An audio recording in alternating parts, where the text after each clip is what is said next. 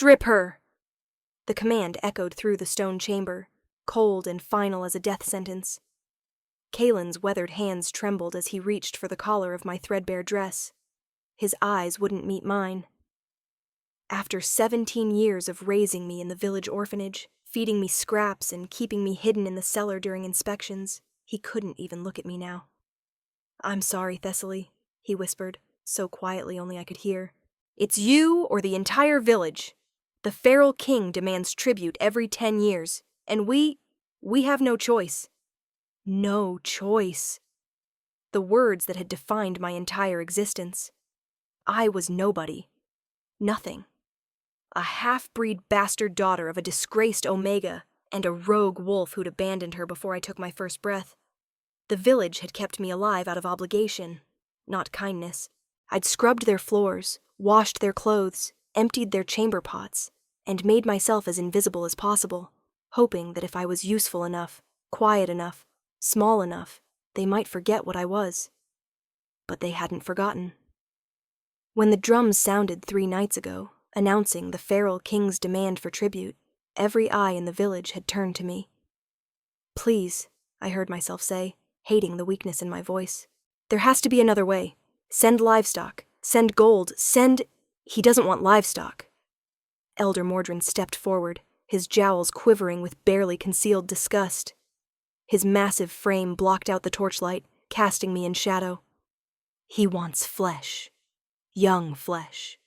And you're the only one we can spare." Spare. Such a gentle word for what they meant. Expendable. Worthless. Disposable. The other elders stood in a semicircle behind Mordrin, their faces carved from stone. These were men and women I'd served my entire life. I'd brought Elder Thessia her tea every morning for 5 years. I'd helped Elder Bram's daughter through her first shift. I'd sung lullabies to Elder Corinne's grandchildren. Not one of them spoke in my defense. "The dress!" Mordrin snapped at Kalen.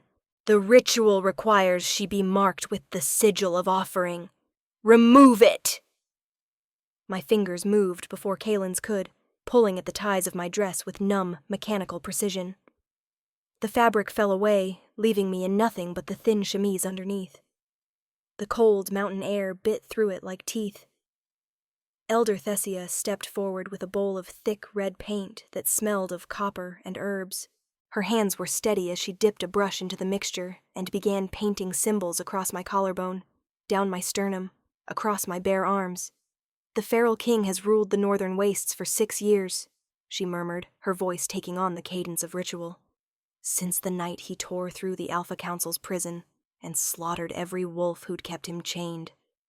They say he's more beast than man now. They say the torture broke his mind, turned him into something monstrous. They say he eats the hearts of those who displease him." The brush traced cold lines down my ribs. I forced myself not to flinch. He lives in the ruins of Thornwood Keep, surrounded by the feral wolves who've pledged to his madness. Every 10 years, as per the old treaty, he demands tribute from the settlements along his border. If we refuse, her voice dropped, he'll descend on us with his pack and leave nothing but bones and ash. "Then send warriors," I said through chattering teeth. "Send hunters. Send anyone but—" "Quiet." Mordrin's hand cracked across my face hard enough to snap my head sideways. Pain exploded through my cheek, sharp and bright.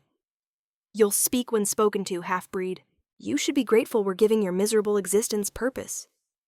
Blood filled my mouth where my teeth had cut my inner cheek. I swallowed it down and lifted my chin, meeting Mordrin's piggish eyes with every ounce of defiance I could muster. "Then let me go with dignity," I said quietly. "Don't make my last moments ones of humiliation." Something flickered in Thessia's eyes. Pity, maybe, or regret. But her hands continued their work, painting the final symbols across my throat. "It's done," she announced, stepping back. Mordrin produced a length of silver chain from beneath his robes. Wolfsbane poison had been worked into the metal, making it toxic to our kind. Even in my weakened state, I could smell the acrid herb as he wound the chain around my wrists, binding them in front of my body. "The wagon is ready," someone called from outside. They led me through the village like a condemned prisoner. Every door was shut tight, every window dark, but I could feel eyes watching from behind the curtains. The children I'd played with, the women I'd worked beside, the men who'd occasionally nodded at me in passing, all of them hiding while I was marched to my death. Only one person stood openly in the street, Marin, the baker's daughter, just 16 and full of the kind of spirit the village hadn't managed to crush yet. Tears streamed down her round face as she clutched a small bundle to her chest. "Thessaly!" she choked out, stumbling forward before her mother's hand yanked her back. But not before she'd managed to shove the bundle into my chained hands. "I'm sorry. I'm so sorry." Inside the cloth was a piece of honey bread, still warm from the oven. The kindness of it broke something inside me that Mordrin's strike hadn't managed to reach. "Thank you," I whispered. Then Kaelin was lifting me into the wagon bed, and I was leaving the only home I'd ever known. The journey to the northern wastes took 2 days. Mordrin drove the wagon while Kaelin and 2 other village men flanked us on horseback, all of them armed with silver-tipped weapons. Not to protect me, I realized. To make sure I didn't try to escape. As if I could. With wolfsbane poison seeping into my skin from the chains. We traveled through dense forest that grew darker and more oppressive with each mile. The trees here were ancient, their branches twisted into tortured shapes that seemed to reach for us with wooden claws. No birds sang, no deer grazed. Even the insects seemed to have abandoned this place. On the second night, we made camp at the edge of a clearing. Through the trees ahead, I could see the shadow of mountains jutting against the stars, and perched on the highest peak, like a cancerous growth, was Thornwood Keep. The ruins were massive, even from this distance, all broken towers and crumbling walls that had once housed one of the greatest packs in the territories. Before the plague, before the war, before whatever catastrophe had turned it into a tomb. "We'll deliver her at first light," Mordrin announced, stabbing at the fire with a stick. "Leave her at the border stones and retreat. The treaty specifies we're not to cross into his lands." "And if he rejects her?" one of the other men asked nervously. "If he decides she's not sufficient?" Mordrin's lip curled as he looked at me. "Then we pray he's merciful enough to kill us quickly." I sat apart from them, my back against a tree, and forced myself to eat Marin's honey bread. It was probably the last kindness I'd ever receive, the last gentle thing I'd ever taste. I chewed slowly, savoring each bite, trying not to think about what dawn would bring. The men talked in low voices, pointedly ignoring my presence. I heard fragments of their conversation. Speculation about the feral king's origins, debates about whether he was truly as monstrous as the stories claimed, nervous jokes about their own safety. None of them seemed to care that I was terrified. I must have dozed eventually, because I woke to rough hands hauling me upright. The sky was just beginning to lighten, turning the world into shades of gray and shadow. "Time to go," Kaelin said softly. There was genuine regret in his eyes now. But what good did regret do me? What good did any of their guilt do when they were still going through with it? They loaded me back into the wagon, and we completed the final leg of the journey in silence. The border stones were massive granite pillars, carved with ancient runes, each one easily twice the height of a man. They formed a circle in a clearing at the base of the mountain, and the air inside that circle felt different. Heavier, charged with something that made my skin prickle, and my wolf instincts scream in warning. My wolf. The pathetic, weak creature that had barely manifested during my first shift at 16. Most wolves in our village shifted easily between forms, but mine was stunted, incomplete. Just another sign of my half-breed status. Just another reason I was expendable. "Put her in the center," Mordrin ordered. Kaelin lifted me from the wagon with surprising gentleness and carried me to the middle of the stone circle. He set me down on the cold ground, and for just a moment his hand touched my cheek where Mordrin had struck me. "I hope you understand," he whispered. "I hope you know we didn't want." "Don't," I cut him off quietly. "Don't pretend this isn't a choice. Don't pretend you're not choosing the comfort of the many over the life of the one. I understand perfectly." He flinched as if I'd struck him, then turned and walked away. The men worked quickly, placing offerings around me, dried herbs, clay vessels of wine, weapons wrapped in cloth. Tribute to accompany the tribute. Then they backed away, stepping carefully out of the stone circle, their movements reverent with fear. "May the old gods have mercy on your soul," Mordrin intoned. Then he turned to the others. "Move quickly. We need to be far from here before he arrives." They left me there. I watched the wagon disappear into the forest, listened to the sound of hoofbeats fading into silence. Then there was nothing but the wind moving through the trees and the steady brightening of dawn painting the sky in shades of rose and gold. I was alone. The chains around my wrists had rubbed my skin raw, and I could feel the wolfsbane poison making me sluggish, weak. But I refused to lie down. I refused to present myself as a cowering victim. If I was going to die here, I'd die on my feet. An hour passed, then 2. The sun climbed higher, warming the stones but doing nothing to chase away the cold settling into my bones. Then I felt it. A presence, massive and powerful, approaching from the mountain. My wolf, weak as she was, whimpered in my chest. Every instinct screamed at me to run, but there was nowhere to go. The stones formed a cage as secure as any prison. The forest fell silent. Even the wind seemed to hold its breath. Then he emerged from the tree line, and every story I'd ever heard about the feral king suddenly seemed inadequate. He stood easily 6.5 feet tall, his frame so heavily muscled that he barely looked human. Broad shoulders tapered to a narrow waist, and every inch of visible skin was covered in old scars, some that looked like whip marks, others like blade cuts, still others that could only have come from torture devices I didn't want to imagine. He wore leather pants and boots, but his chest was bare despite the mountain cold, revealing the kind of physique that spoke of brutal violence and raw, primal strength, but it was his face that truly marked him as something other. Devastatingly handsome in a way that was almost painful to look at, all sharp cheekbones and a defined jaw covered in dark stubble. His hair was black and fell past his shoulders in tangled waves, as if he couldn't be bothered to maintain it. And his eyes were pure molten gold, glowing with an inner light that had nothing to do with the sun. Pointed wolf ears emerged from his hair, tracking every sound. When his lips pulled back, I saw fangs that were longer and sharper than any wolf I'd ever seen. His hands ended in claws that looked capable of tearing through stone. He wasn't fully human, and he wasn't fully wolf. He was something in between, something that should have been impossible. Something that radiated danger and power so intense, it made the air shimmer around him. The feral king circled the stone formation slowly. His golden eyes locked on me with an intensity that made me want to look away. But I didn't. I kept my chin up and met his gaze, even as my heart hammered so hard, I thought it might break through my ribs.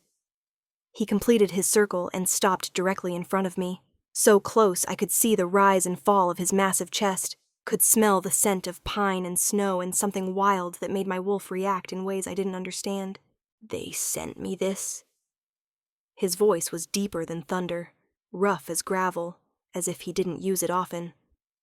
"A half-starved half-breed in chains?" Humiliation burned through me, but I forced my voice to stay steady. "I didn't choose to be here. But I'm what you're getting."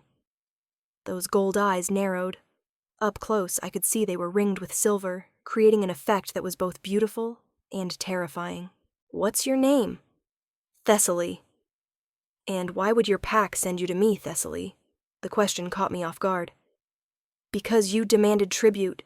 The treaty—" "I know what the treaty says."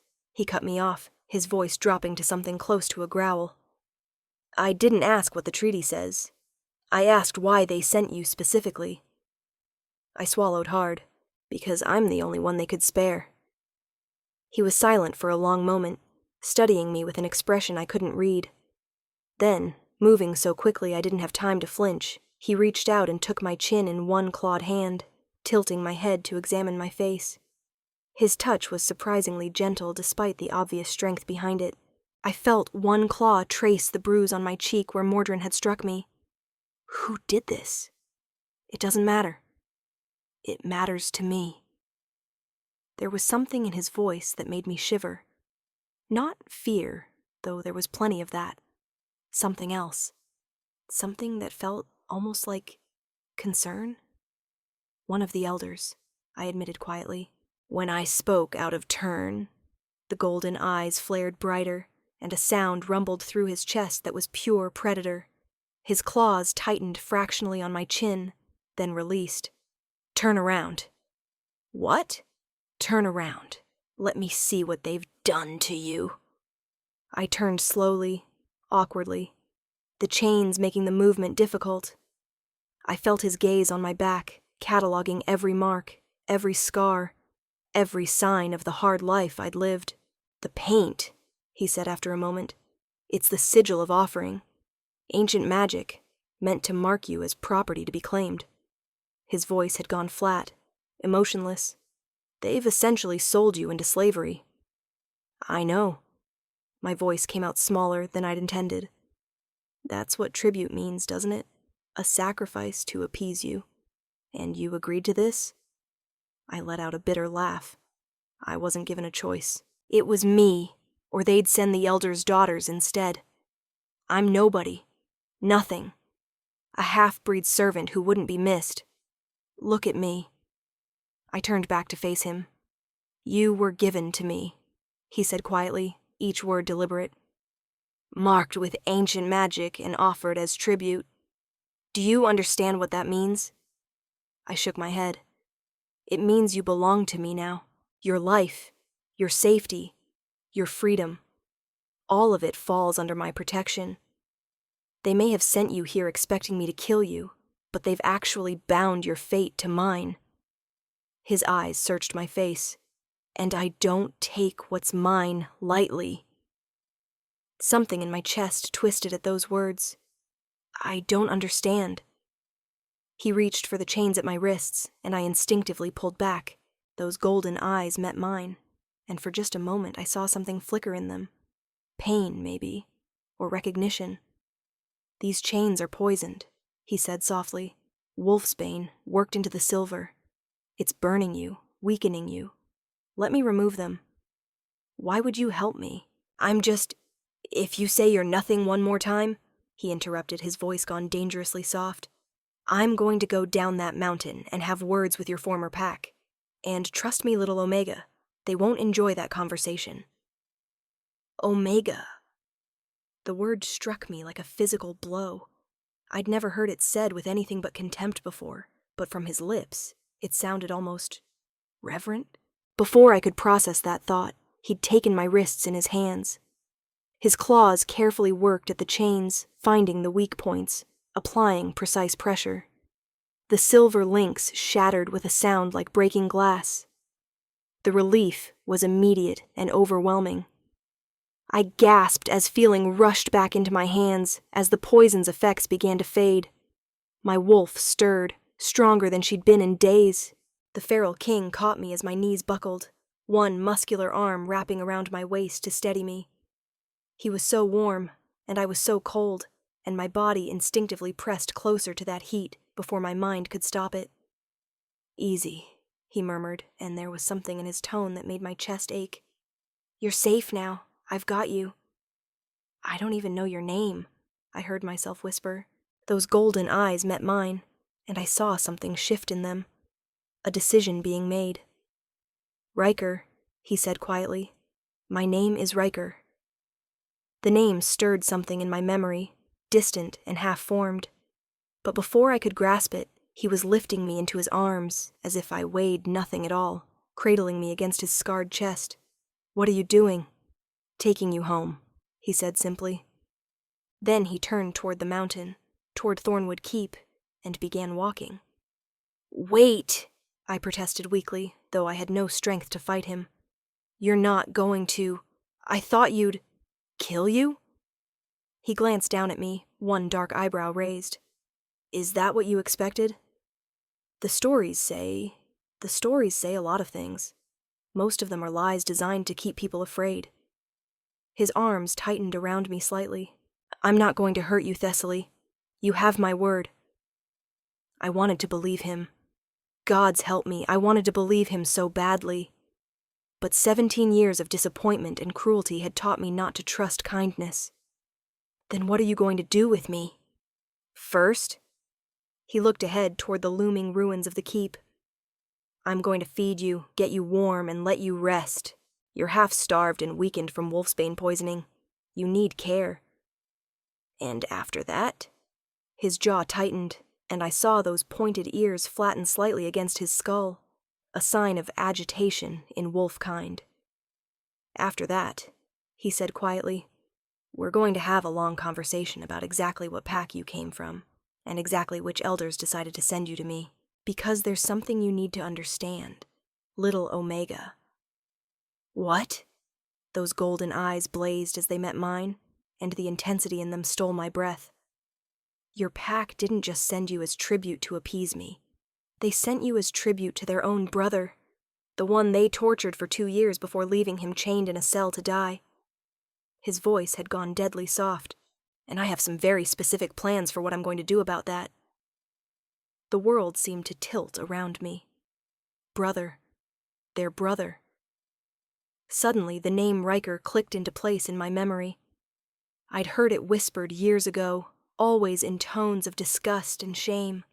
The Black Wolf of Thornwood, the Alpha's younger brother who'd been accused of terrible crimes and imprisoned by the Council, who'd supposedly gone mad from torture and died in his chains. Except he hadn't died. He'd escaped. And he'd become the monster they'd always claimed he was. You're from my village? I whispered, horror and understanding crashing through me. You're one of the Thornwood pack? Was, he corrected grimly. I was Thornwood pack. Before my own brother decided I was too dangerous to live. Before the Council, made up of men I'd known my entire life, chained me in a cell and spent 2 years trying to break me. But why? What did you... I discovered the truth about the plague that killed half our pack 15 years ago. I learned it wasn't a natural disease, but poison deliberately introduced into our water supply. And when I started asking questions about who might have done it, who might have benefited from so many deaths, his expression went dark. I found my answers. My brother, the Alpha, the Council elders. They'd orchestrated the whole thing to consolidate power. My mind reeled. The plague had struck when I was just a baby. I'd heard stories about it my whole life. The fever that had taken mothers and fathers, children and elders, leaving the pack devastated and weak. They'd said it was divine punishment, or bad luck, or cursed water from the old well. But murder? Orchestrated by the Alpha himself? When I confronted them, Riker continued, his voice hollow, they arrested me for treason. Said I'd gone mad with grief and was making wild accusations. The trial lasted less than an hour. Then the torture began. I felt his arms tighten around me, his body going rigid with remembered pain. They wanted me to confess to crimes I hadn't committed. When I refused, they got creative. Silver chains in sunlight, wolfsbane injections directly into the bloodstream, forced partial shifts that tore my body apart and refused to let it heal properly. His voice had gone eerily calm. That's why I look like this. Why I'm stuck between forms. They broke something fundamental in me, damaged my ability to fully shift in either direction. Looking at him now, at the powerful hybrid form that was neither fully human nor fully wolf, I finally understood. This wasn't a choice. This was what they'd made him. After 2 years, they got bored, decided I was too broken to be useful anymore. They left me chained in the deepest cell in the keep, gave the guards orders to forget I existed, and abandoned me to die. A bitter smile twisted his lips, but I didn't die. I got angry. We'd reached the keep now, and I could see it was in better condition than it had appeared from a distance. The outer walls had been partially repaired, and smoke rose from chimneys in the main building. As we approached, wolves emerged from the shadows, massive specimens, all bearing scars and damage that marked them as survivors of their own traumas. The ferals, his pack. They watched us with intelligent eyes as Riker carried me through the courtyard, and into the keep itself. Inside, the space had been transformed from ruin to fortress. Torches lined the walls, furs covered the floors, and weapons hung in neat rows beside the entrance. "Zephyr," Riker called out. A woman emerged from a side chamber, tall and lean with silver-streaked dark hair and eyes that were more wolf than human. She took one look at me in Riker's arms, and her expression softened. "Tribute?" she asked quietly. "Not anymore," Riker said firmly. "This is Thessaly. She needs food, clean clothes, and medical attention. The burns on her wrists need treating, and she's been half-starved." Zephyr nodded and approached, her movements careful and unthreatening. "Come, little one, let's get you sorted out." Riker set me down gently, but kept one hand on my elbow until he was sure I could stand. "Zephyr is my second," he told me. "She'll take good care of you. When you're stronger, we'll talk more." "Wait." I caught his arm without thinking, then immediately released it, horrified by my own boldness. "I need to know. The tribute, the treaty. You've been demanding it every 10 years, getting the villages to send you people. What do you do with them?" His expression went carefully neutral. "You'll see soon enough. But Thessaly?" Those golden eyes held mine. "I've never hurt a single one. That's not what this is about." Then he was gone, striding deeper into the keep with the kind of purpose that suggested dark plans taking shape. Zephyr touched my shoulder gently. "Come. You're shaking, and those burns need salve." She led me to a room that was clearly meant for guests, simple but clean, with a proper bed, a wash basin, and a fire already burning in the hearth. As she helped me out of my thin chemise and into a warm robe, I saw her cataloging every bruise, every scar, every sign of the hard life I'd lived. "How long have you been with him?" I asked as she tended to my wrists with careful efficiency. "Since the beginning. I was in the cell next to his when he broke out." Her smile was grim. They'd accused me of challenging the Alpha's authority. The crime? Suggesting we investigate the plague deaths more thoroughly. "So you knew him before?" "I was the pack healer. I'd known Riker since he was a pup." Her hands gentled on my wounds. "He was a good man, Thessaly. Kind, honorable, fierce in protecting those weaker than himself. What they did to him." Her voice tightened. "They tried to make him into a monster. Instead, they just made him angry." "And the others? The ferals?" "Every wolf here is someone the pack deemed expendable. Criminals, rebels, half-breeds, omegas who didn't submit properly to authority. Riker freed us all when he escaped, and we've been with him ever since." She finished bandaging my wrists and sat back. "He doesn't demand tribute because he wants to hurt people. He demands it because it's written into the old treaty, and breaking treaty terms would give the Council an excuse to send warriors against us." "Then what does he do with the people sent as tribute?" Zephyr's smile turned knowing. "You'll meet them at dinner. For now, rest. You're safe here, little Omega. Safer than you've ever been in your life." She left me then, and I collapsed onto the bed, my mind spinning with everything I'd learned. Riker was from my village. He'd been tortured by the very elders who'd just sent me to him. He'd been left to die by the pack that had raised him. And instead of killing me in revenge, he'd gently removed my chains and carried me to safety. I should have been terrified. Everything about this situation screamed danger. But as I lay there in a warm room with my wounds properly tended for the first time in memory, all I felt was a strange, tentative hope. Maybe the monster wasn't the scarred wolfman who'd claimed me. Maybe the monsters were the ones I'd left behind.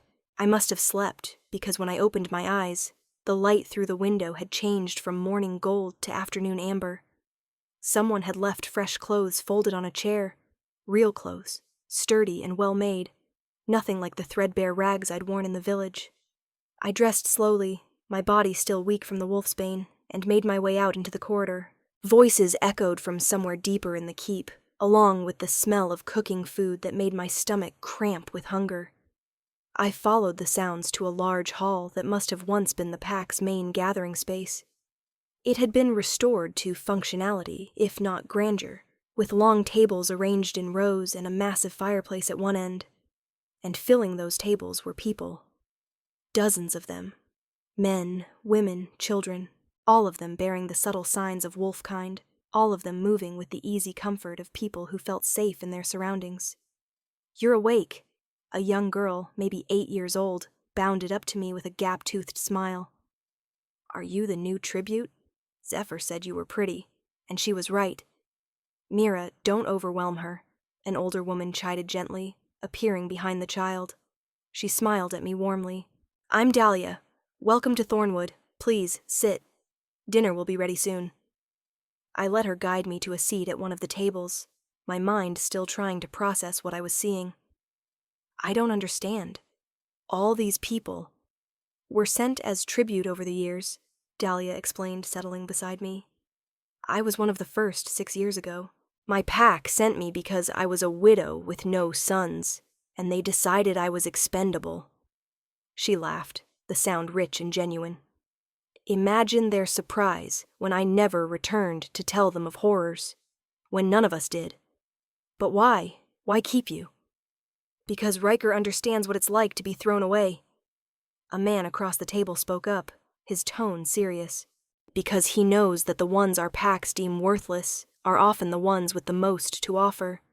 Because he's building something here, a pack for the outcasts, the rejected, the ones nobody else wanted." I looked around the hall with new eyes, seeing it now for what it was. This wasn't a collection of prisoners or slaves. This was a community, a family built from broken pieces. "He saved us," Mira piped up, climbing onto the bench beside me. "My mama says the feral king is the best alpha in all the territories, because he actually cares if we're happy." "Mira's mother was sent as tribute 3 years ago," Dahlia explained quietly. "She was an Omega who'd been forced into a mating with a cruel alpha. When she finally killed him in self-defense, her pack sent her here as punishment, along with her daughter." "And Riker took them in?" "He takes everyone in. That's what makes him different." Dahlia's expression softened. "The council elders, your village leaders, they see people as resources to be used or discarded. Riker sees people as people." Movement at the far end of the hall caught my attention. Riker had entered, his massive frame dominating the space even in a room full of wolves. He'd changed clothes, now wearing a simple black shirt that did nothing to hide the powerful build beneath it, and he'd pulled his dark hair back from his face. The chatter in the hall didn't stop at his appearance. People called out greetings, children ran up to show him drawings. A group of men near the fireplace waved him over to settle some debate. This wasn't a king holding court over fearful subjects. This was a leader moving through his pack. Then those golden eyes found me across the room, and everything else faded to background noise. He crossed to my table with that predatory grace that was uniquely his, and people shifted to make room as he slid onto the bench across from me. "You look better," he observed quietly. "Less likely to collapse. Your healer is efficient. Zephyr is the best." He studied my face, and I had the uncomfortable sensation of being thoroughly evaluated. "Did she explain about the others? The previous tributes?" "Some. I'm still processing it all." A slight smile tugged at his lips. "Take your time. You've had a significant day." Servers began bringing out food, roasted meat, fresh bread, vegetables that actually looked appetizing. I watched in amazement as heaping portions were placed in front of everyone, including me. When was the last time I'd had a full meal? "Eat," Riker said, his tone making it clear it wasn't a suggestion. I picked up a piece of bread and bit into it. The taste exploded across my tongue. Butter and herbs and everything good I'd been denied for so long. Before I could stop myself, I was eating ravenously, tearing into the food with a desperation that should have embarrassed me. Riker said nothing, just watched with those intense golden eyes while I ate my fill for the first time in memory. Finally, when my stomach was actually full and the edge had come off my hunger, I set down my fork and met his gaze. "What happens now?" I asked quietly. "You know where I came from. You know they're the ones who did this to you. Are you going to use me to get revenge?" Something flashed in his eyes, anger, but not directed at me. "No, you're not a tool for revenge, Thessaly. You're a person who deserves safety and dignity." He leaned forward, his voice dropping. "But I am going to go back to that village." I am going to have a conversation with the Council of Elders, and I am going to make sure they understand the consequences of their actions. When? Soon. But first you need to recover your strength, and we need to address something important. What? He glanced around the hall, then back to me. The sigil of offering they painted on you, it's still active. As long as those marks remain on your skin, you're magically bound to me as tribute, as property. Horror washed through me. How do I remove it? There are 2 ways. The first is a cleansing ritual that breaks the magic. The second... He paused, something complex crossing his features. The second is for the one who received the offering to formally accept it and transform the binding into something else, a claiming of a different sort. I don't understand. The offering magic is ancient, designed to formalize bonds between pacts. It was originally meant for peace treaties, for solidifying alliances through chosen representatives, but it's been corrupted over the centuries, turned into a system for disposing of unwanted pack members. His claws tapped against the table, an unconscious gesture of agitation. If I formally accept your offering, the magic transforms from ownership to protection. You'd become part of my pack with all the rights and privileges that entails. And if you do the cleansing ritual, then you're free. Free to stay here. Free to leave. Free to do whatever you choose. The bond breaks completely, and you owe nothing to anyone. It should have been an easy choice. Freedom versus binding myself to this scarred, dangerous wolf who was supposedly building something noble, but who also radiated violence with every breath. But something in me hesitated. If I became part of your pack, I said slowly, what would that mean?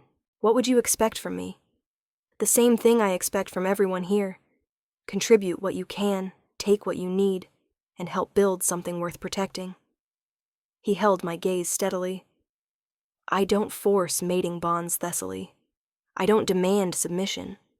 I protect what's mine, and everyone in this keep is mine to protect. That would include you. Would I have to stay in the keep? You could go anywhere within our territory. You'd be free to explore, to find your place, to discover who you are when you're not being beaten down and told you're worthless. My wolf stirred at his words, responding to something in his tone that my human mind was still too wary to accept. Can I think about it? I asked quietly. Take all the time you need. The magic won't degrade for several days. When you're ready to decide, let Zephyr know, and we'll perform whichever ritual you choose. He stood, his height making me feel impossibly small. For tonight, just rest. Eat, sleep, let yourself heal. Tomorrow is soon enough to worry about the future. He started to turn away, but I caught his hand without thinking. His skin was warm under mine, the claws hard, but carefully controlled. Thank you, I said softly, for not being what they said you were. Those golden eyes softened in a way that transformed his entire face, letting me see the man beneath the monster's exterior. They said I was cruel and violent and mad with rage, didn't they? At my nod, he continued, The funny thing about monsters, little Omega, is that we're usually created by the very people who fear us. They tortured me into this form, then called me a beast for surviving it. His clawed thumb brushed across my knuckles once, a gesture so gentle it made my chest ache. But you're right to thank me, because while I may be a monster to those who deserve it, I'll never be one to those who need protection. Then he was gone, disappearing into the crowd of his pack, leaving me with a heart that was beating far too fast and thoughts that were far too confused. The next 2 days passed in a strange, dreamlike haze. I ate regular meals, slept in a comfortable bed, and slowly felt my strength returning as the wolfsbane fully cleared my system. Zephyr checked on me regularly, treating my wounds and talking to me about the pack's history, about Riker's escape, about the community they'd built here in the ruins. I met more of the tribute survivors, each with their own story of rejection and redemption. There was Marcus, sent because he'd been born with a twisted leg and his pack deemed him unfit for warrior training. There was Cora, who'd been too bold in challenging unfair pack laws, and paid for her defiance by being labeled a troublemaker. There was Finn, a young man who'd loved another male and been sent away in disgrace. All of them had found home here. All of them spoke of Riker with genuine respect and loyalty. And I found myself watching him whenever he was near, studying the way he moved through his pack, the way he listened to disputes with genuine attention, the way he played with the children without any concern for his fearsome appearance. On the third day, I made my decision. I found Zephyr in the healing chambers, grinding herbs with practiced efficiency. "I want to accept the offering," I told her without preamble. "I want to become part of this pack." She looked up, studying my face carefully. "You're certain? There's no shame in choosing freedom, Thessaly."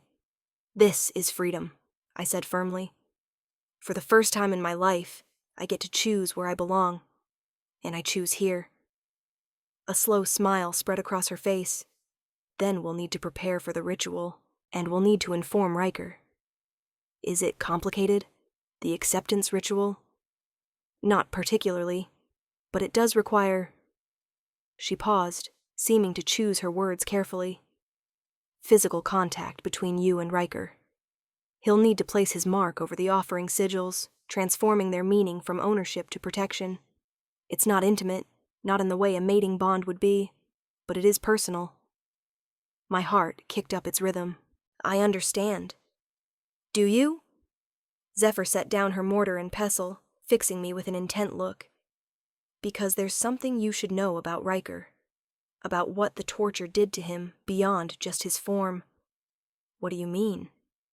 "Alpha wolves are meant to mate, to form bonds that strengthen both partners and stabilize the pack hierarchy. But Riker's bond-forming abilities were damaged along with his shifting abilities. He can't form a mating bond the traditional way anymore." Her expression turned sad. "He's essentially sterile when it comes to magical bonds. He can feel attraction, can care for others, but he can't create the kind of soul-deep connection that most wolves take for granted."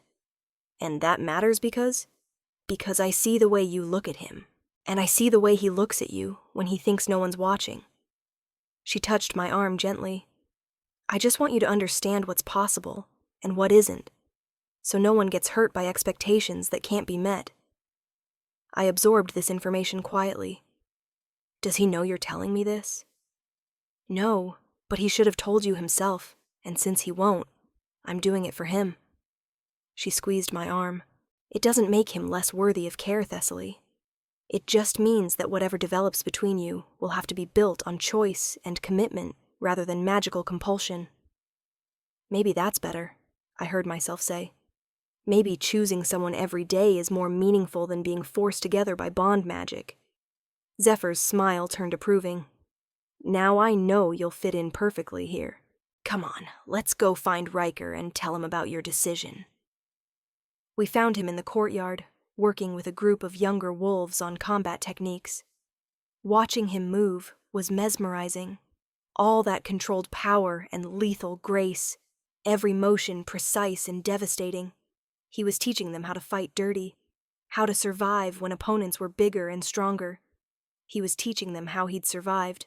He looked up as we approached, and something shifted in his expression when he saw me. "Thessaly, how are you feeling?" "Strong enough," I said, forcing confidence into my voice.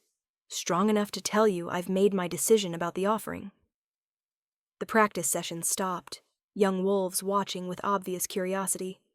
Riker dismissed them with a gesture, then turned his full attention to me. In the afternoon sunlight, his golden eyes were even more striking, the wolf ears atop his head tracking forward with interest. "Tell me," he said quietly. "I want to accept. I want to become part of your pack, part of what you're building here." I took a breath. "I choose this. I choose you."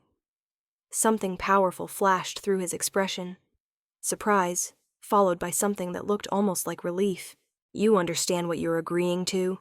he asked, stepping closer. "Once the ritual is complete, you'll be bound to this pack, to me as its alpha. You'll be under my protection, but you'll also share in our dangers. The Council will see you as a traitor to your birth pack. There will be consequences." "Let them come," I said with more boldness than I felt.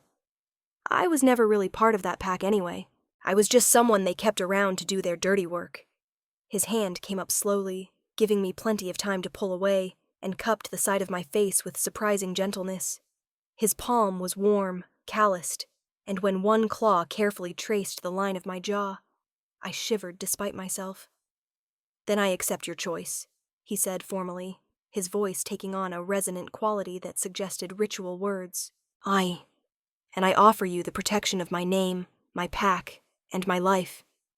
What was offered as sacrifice, I claim as sacred. What was sent in fear, I receive in honor. You are Thornwood now, Thessaly. You are mine to protect, and I am yours to call upon. This I swear by the old laws and the older bonds that bind wolf to wolf. Magic stirred in the air between us, crackling like lightning. I felt the sigils on my skin begin to warm, then burn, then transform. The sensation was intense but not painful, more like something fundamental in my being was being rewritten. Riker's other hand pressed against my sternum, directly over my heart, and I felt his claws, carefully, trace new marks over the old offering symbols. Where the paint had been red, his marks glowed with golden light that matched his eyes. By blood and bone, by fang and claw, I mark you as pack, he murmured, and I felt the words resonate in my chest. Protected and precious, valued and defended.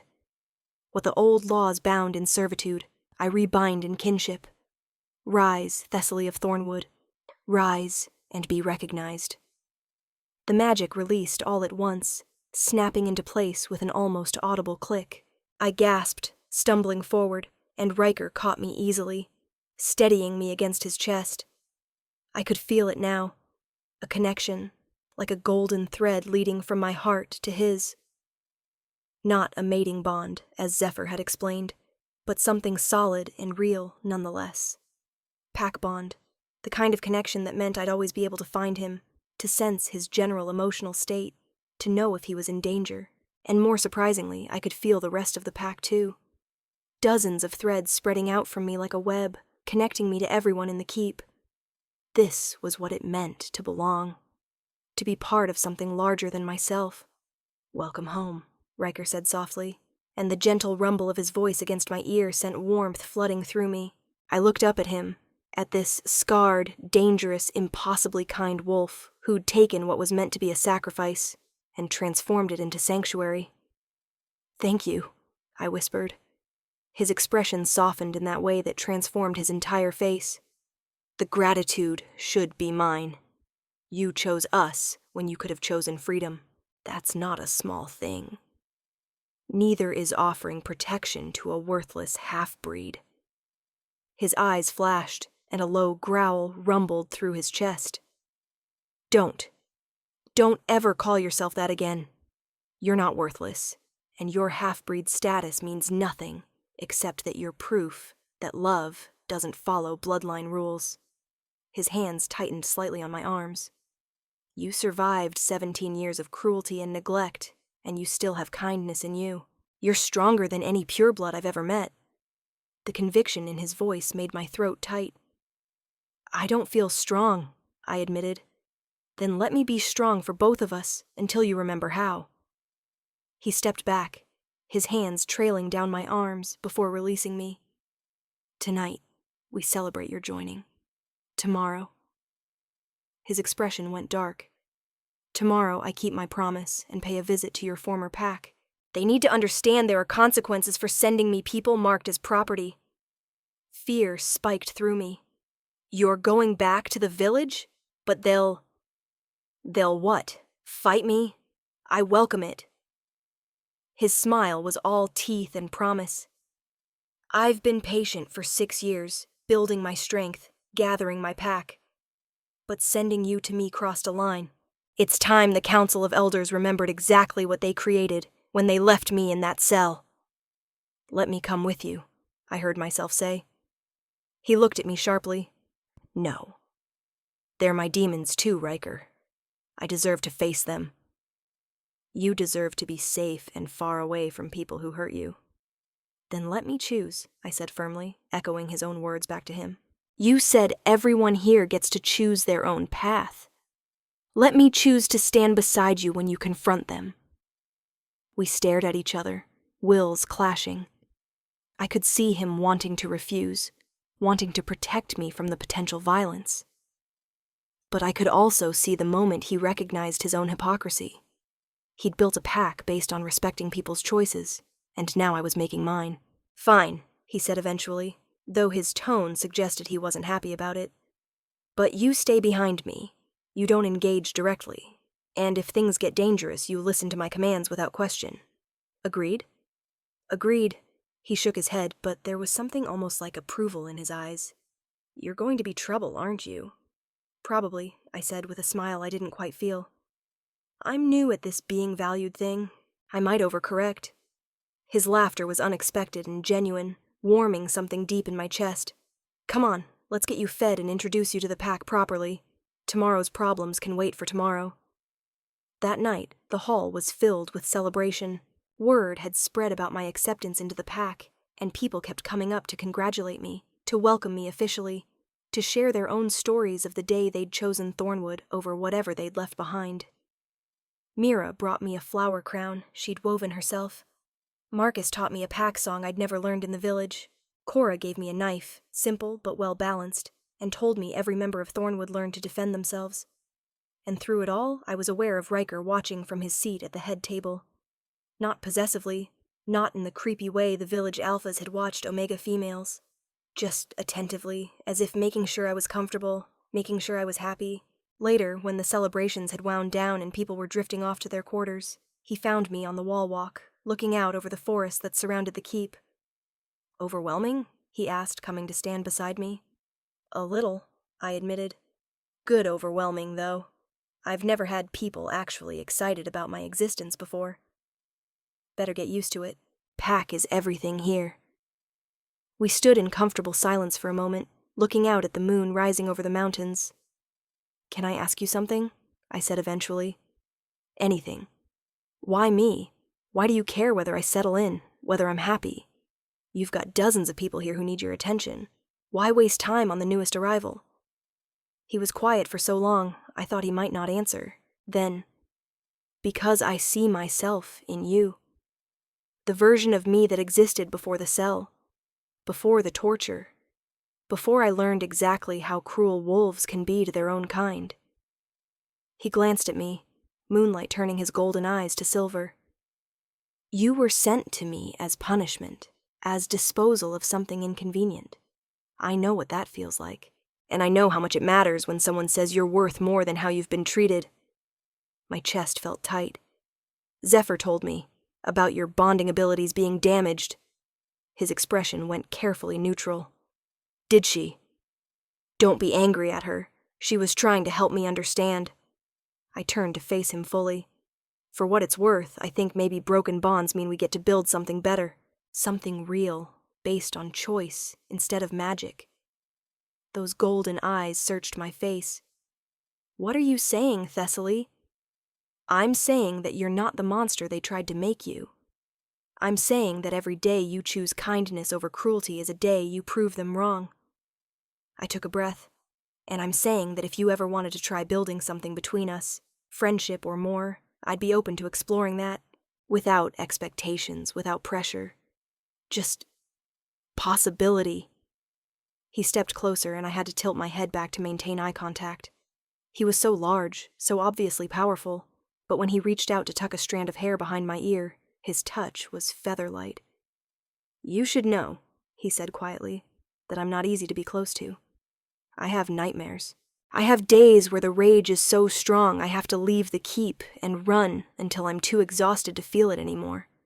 I have scars that will never heal, inside and out. Everyone here has scars, Riker. That's kind of the point of this place, isn't it? We're all broken pieces building something whole together." His smile was soft and sad. "When did you get so wise?" "Probably in the last 3 days of not being told I'm worthless every hour." I managed a smile of my own. Turns out when you're not in constant survival mode, you have energy for things like hope. He cupped my face in both hands, his claws careful against my skin, and pressed his forehead to mine. It was an intimate gesture, pack bonding at its most basic, and I felt the golden thread between us pulse with warmth. "Then let's try," he said softly. Let's see what we can build from our broken pieces. But Thessaly? He pulled back enough to look me in the eyes. It has to be your choice every day. If you ever want to step back, to be just pack without anything more, you tell me. No consequences, no punishment. Your choices are your own here. Always. I understand, I whispered. And I choose this. I choose you. The kiss was soft, questioning, giving me every opportunity to pull away. But I didn't want to. I leaned into it, into him, letting myself feel safe for the first time in my life. When we finally broke apart, both slightly breathless, he rested his forehead against mine again.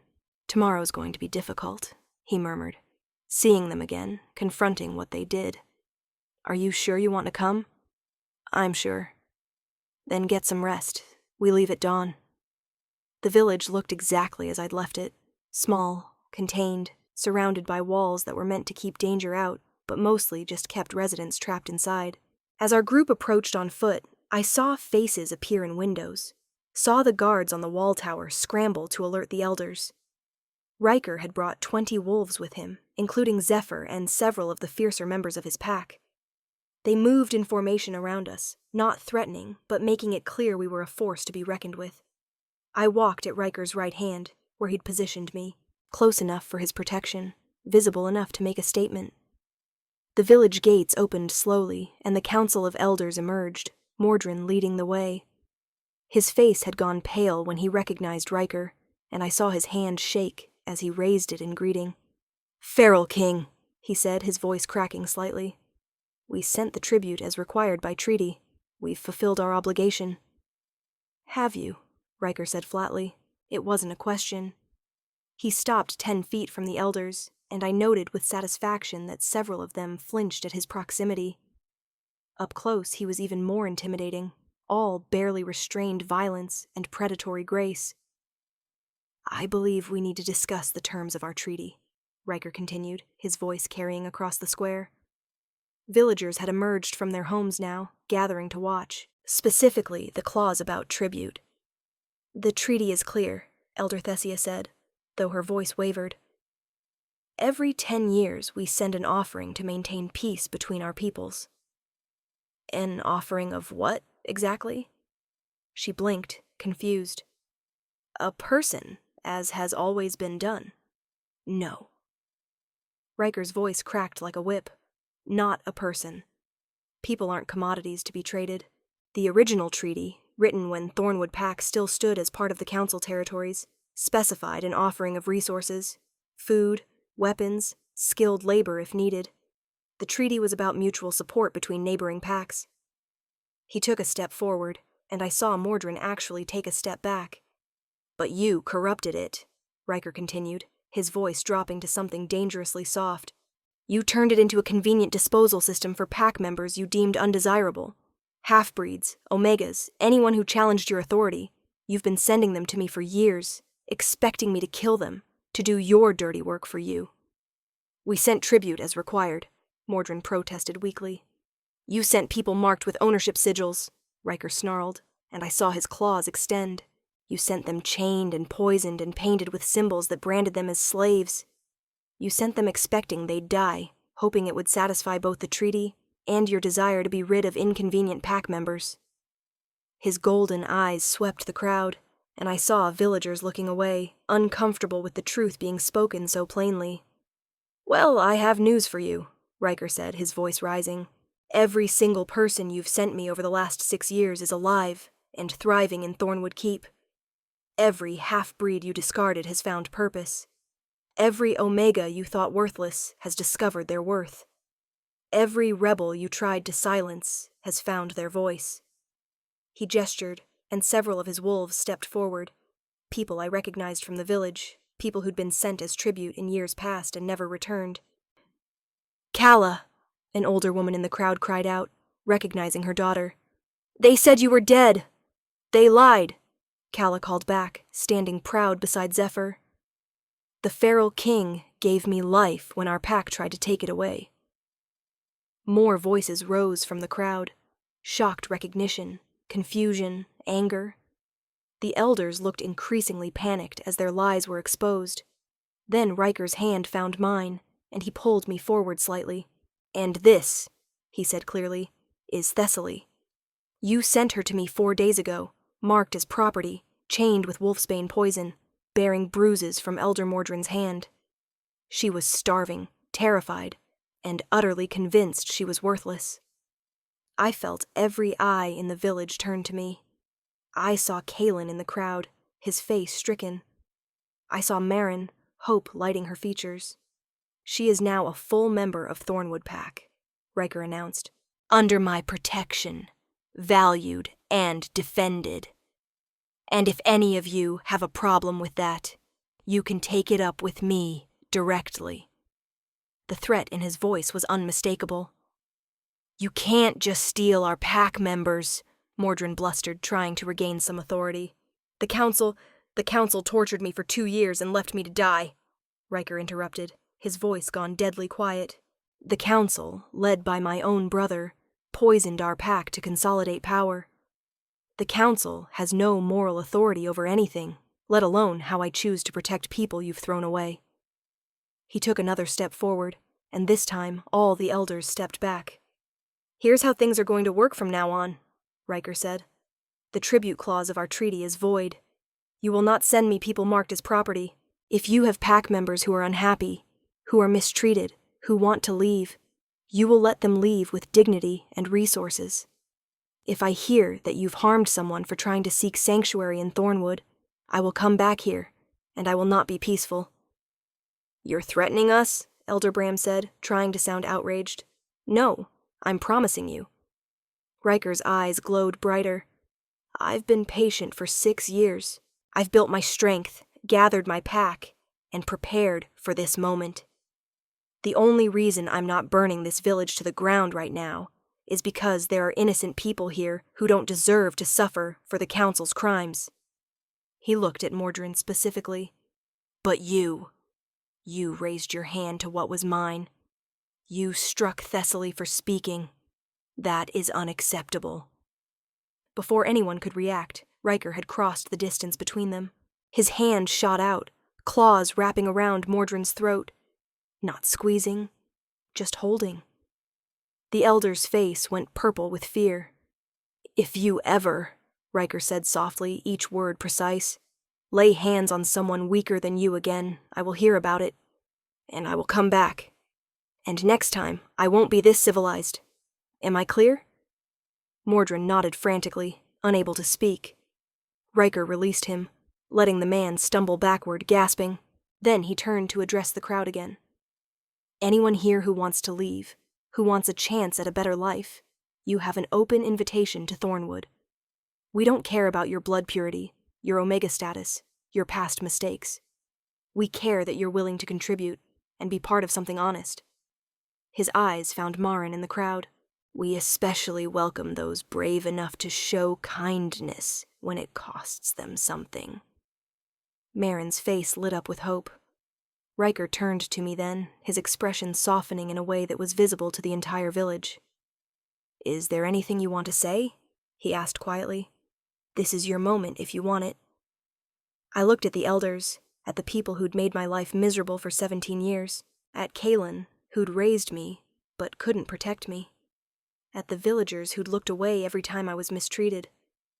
"I forgive you," I said, and I was surprised to find I meant it. "I forgive you for not seeing my worth, because you were too busy protecting yourselves. I forgive you for sending me away, because it led me to something better than I ever could have found here." I looked at Mordrin, at the bruise I'd given him on his face.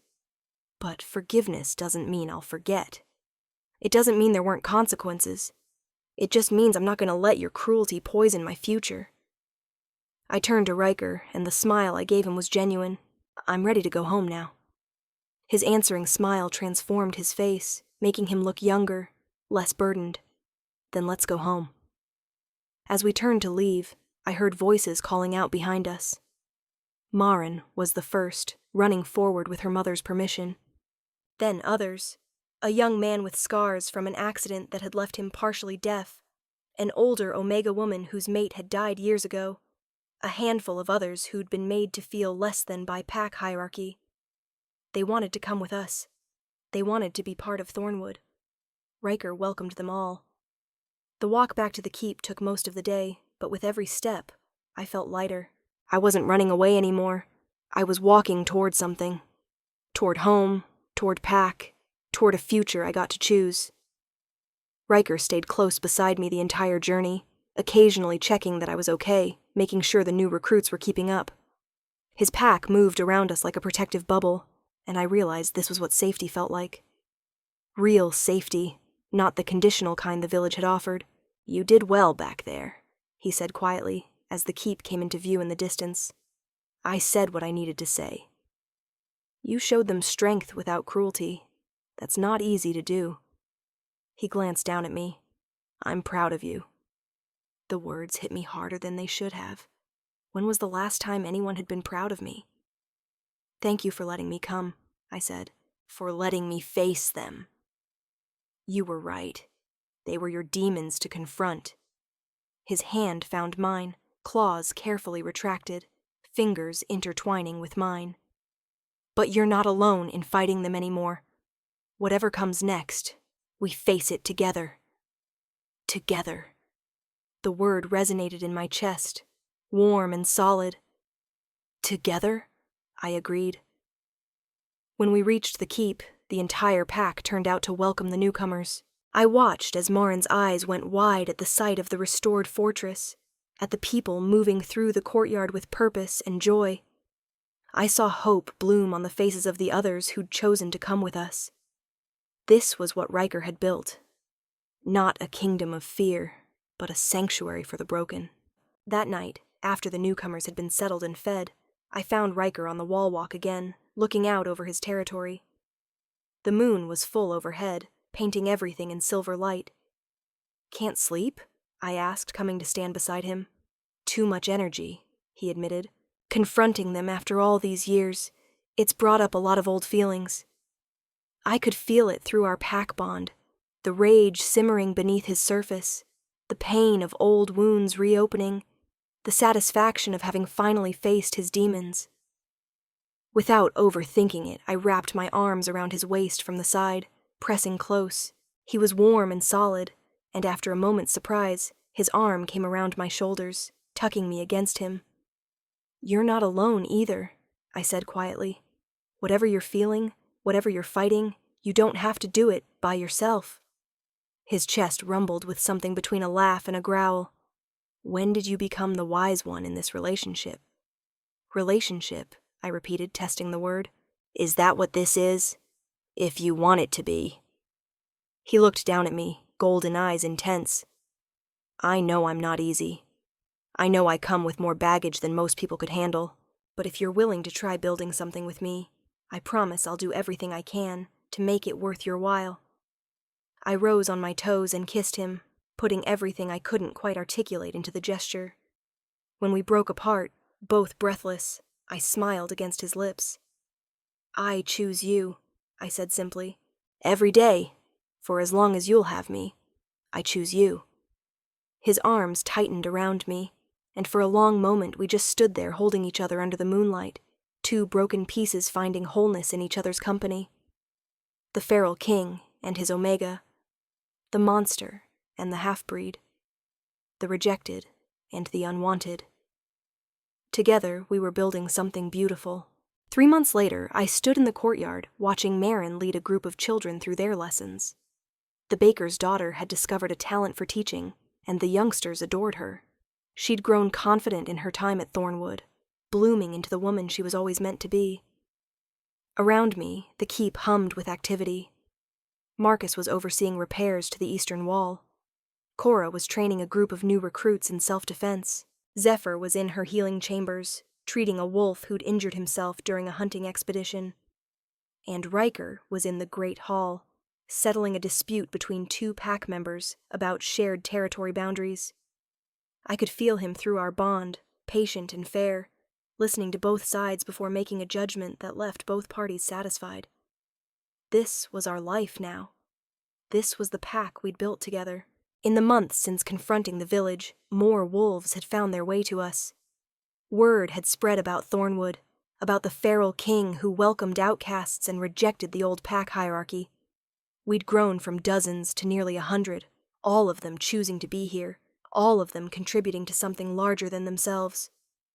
The council had sent warnings, of course, threats about harboring rebels and undermining traditional pack structures. Riker had sent their messengers back with polite but firm refusals to comply. We weren't breaking any laws. We were just offering an alternative to wolves who wanted something different. "Thessaly!" Mira came running up, her gap-toothed smile bright. "Come see what I drew!" I let her pull me toward the cluster of children, looking at the charcoal sketch she'd made. It showed the keep, the pack, and in the center, 2 figures. A large male with wolf ears and a smaller female standing hand in hand. "That's you and Riker," Mira announced proudly. "You're my favorite pack story. The tribute who became the Alpha's mate." "We're not technically mates," I corrected gently, though the word made my heart skip. "We're partners." "Same thing," Mira said with the confidence of childhood. "You love him and he loves you, and you make each other happy. That's what mating is. Out of the mouths of pups." I was saved from responding by Riker's approach. The children scattered with giggles, giving us space, though I saw them watching from a distance with knowing smiles. "Causing trouble?" Riker asked, his tone amused. "Mira seems to think we're mates," I said, showing him the drawing. He studied it carefully, and something soft crossed his features. "She's not wrong. Maybe not in the magical sense, but in every way that matters." He looked at me, golden eyes intense. "You're mine, and I'm yours. If that's not mating, I don't know what is. Even without the bond magic? Especially without it." He took my hand, pressing it to his chest where I could feel his heart beating. "This is real, Thessaly. More real than any magical compulsion. I choose you, every single day, because you make me want to be better than what they tried to turn me into. And I choose you," I said softly, "because you showed me I was worth choosing." He pulled me close, wrapping those powerful arms around me, and I breathed in his scent. Pine, and snow, and home.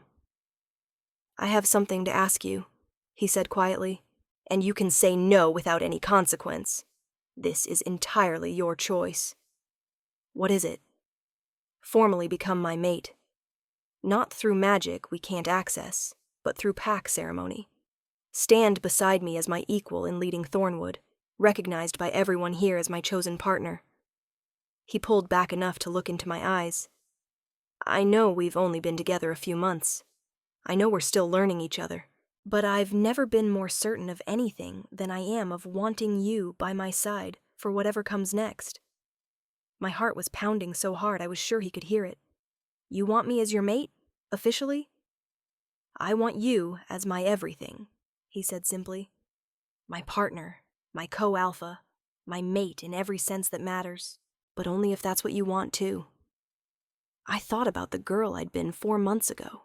Worthless, invisible, expecting to die in a monster's den. I thought about everything that had happened since, all the ways I'd grown and changed and discovered who I was when I wasn't being crushed under the weight of others' expectations. And I thought about this scarred, powerful, impossibly gentle wolf who'd taken what was meant to be a sacrifice and turned it into salvation. "Yes," I said, tears blurring my vision. "Yes, I want that. I want you. I want us." His kiss was fierce and tender all at once, claiming and cherishing in equal measure. The pack bond between us flared with warmth, and I felt the echoes of approval from everyone connected to us through the pack web. When we finally broke apart, I found the entire pack had gathered in the courtyard, all of them smiling. "Did you plan this?" I asked Riker accusingly. His grin was unrepentant. "I might have mentioned I was going to ask you today. They might have wanted to be present for your answer." "And if I'd said no?" "Then we'd have supported that too," Zephyr called out. "But we all knew you wouldn't." Laughter rippled through the gathered wolves. "So when's the ceremony?" Cora shouted. "Tonight," Riker announced, keeping me tucked against his side. "Under the full moon, in the old tradition. We'll feast and celebrate and officially recognize what everyone here already knows. Thessalia's pack, she is mine, and she is the future of Thornwood just as much as I am. The pack erupted in cheers, that night under a moon so bright it turned the world to silver. I stood before the assembled pack and made vows. Not the traditional words about submission and obedience that Omega mates were supposed to speak. New words negotiated between Riker and me that spoke of partnership and choice and building something together. I choose you, I said, my voice carrying across the courtyard. Not because magic compels me, not because pack law demands it, but because you saw worth in me when no one else did. Because you offered sanctuary when the world offered only cruelty. Because every day with you has taught me that love is something you build, not something you're born into. I choose you, Riker of Thornwood, and I will keep choosing you for as long as you'll have me. His response was equally heartfelt, speaking of my courage, my strength, my capacity for kindness despite everything I'd endured. When he finished, Zephyr came forward with 2 silver cuffs, mate marks engraved with symbols representing both of us. Riker fastened one around my wrist with careful reverence. I did the same for him, my hands only shaking slightly. Recognized and sealed, Zephyr announced formally. Before Pack and Moon, before Earth and Sky, these 2 are bound by choice and claimed by love. What they have built together, let none tear apart. The pack's howl rose around us. Dozens of voices lifted in celebration. Riker pulled me close and kissed me thoroughly, to the accompaniment of cheers and laughter. This was family. This was home. This was everything I'd never let myself hope for. Later, after the feast and the celebration, after we'd danced and laughed and accepted congratulations from what felt like every member of the pack, Riker and I finally escaped to his quarters, our quarters now. The room was simple but comfortable, with a large bed, a fireplace, and windows that looked out over the forest. Someone had scattered flower petals across the bed, and candles filled the space with warm light. Subtle, I said with a laugh. The pack is excited, Riker said, closing the door behind us.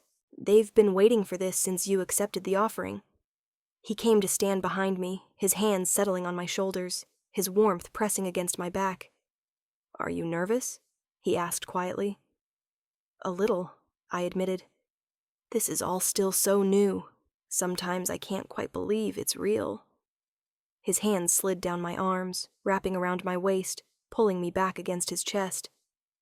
It's real, he murmured against my ear. This is real. We are real. And we have all the time in the world to figure out what that means. I turned in his arms, looking up at this magnificent, damaged, beautiful wolf who'd become my everything. Then let's start figuring it out, I said, rising on my toes to kiss him. What followed was tender and passionate in turns, both of us learning each other's bodies, discovering what brought pleasure and what brought joy.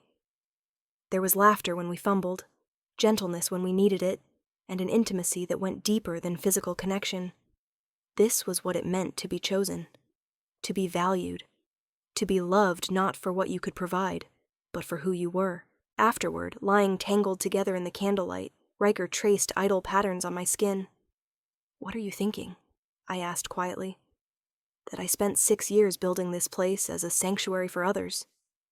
But I never thought I'd find sanctuary for myself.